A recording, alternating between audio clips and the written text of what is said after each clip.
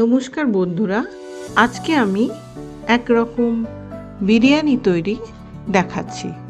সেই বিরিয়ানিটা কিভাবে তৈরি করেছি এবার আমি শুরু করছি। প্রথমে একটা পাত্র নিয়েছি, তার মধ্যে 700 গ্রাম চিকেন, স্বাদ মতো নুন, 1 চামচ হলুদ ও 1 চামচ কাশ্মীরি লঙ্কা গুঁড়ো আর তার সাথে 100 গ্রাম কর্নফ্লাওয়ার গুঁড়ো দিয়ে একটু সামান্য জল দিয়ে মেখে নিয়েছি। মেখে সেটা আলাদা করে রেখেছি।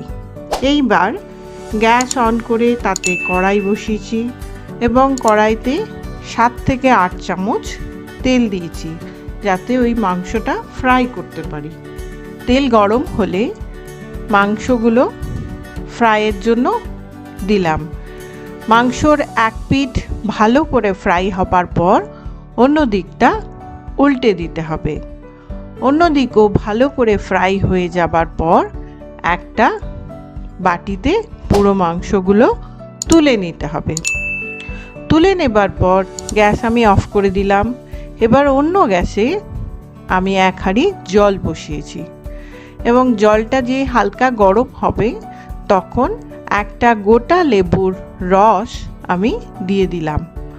তারপর 4 কাপ চালকে আমি ভিজিয়ে রেখেছিলাম, সেই চালটা ওই হাঁড়ির জলে দিয়ে দিলাম। দিয়ে যতক্ষণ না ভাতটা ফুটছে ততক্ষণ আমি 5 মিনিট সময় লাগবে এটা হতে, সেজন্য আমি ঢাকা দিয়ে দিলাম। এইবার আবার ফিরে আসছি আগের গ্যাসে যেখানে আমি চিকেনটা ফ্রাই করেছিলাম।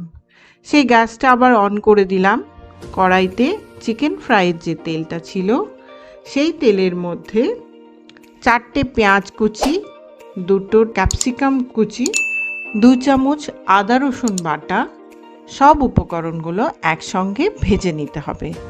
ভেজে নেবার পরে একটুখানি যখন তেল বেরিয়ে আসবে তখন সেগুলোকে একটু সাইড করে মাঝখানটায় 2টো ডিম দিয়ে আবার একসঙ্গে ওই পেঁয়াজ আর ক্যাপসিকামের সঙ্গে ভালো করে সেটাকে ভেজে নিতে হবে।